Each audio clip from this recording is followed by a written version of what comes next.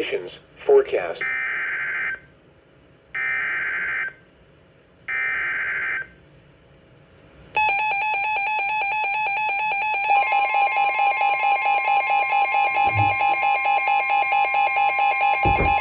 What's going on?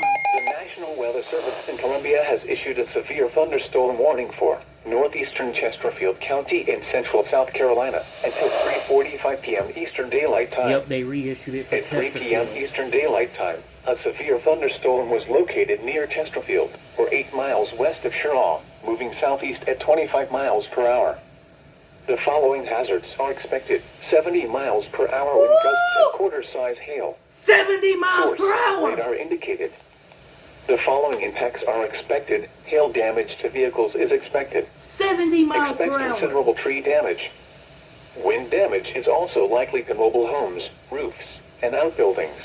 Whoa! Locations impacted include Sherlaw, Chesterfield, Sherlaw State Park, Sherlaw Municipal Airport, Northeastern Technical College, Patrick, Sherlaw Fish Hatchery, Bay Springs Fire Station, and Chesterfield Detention Center.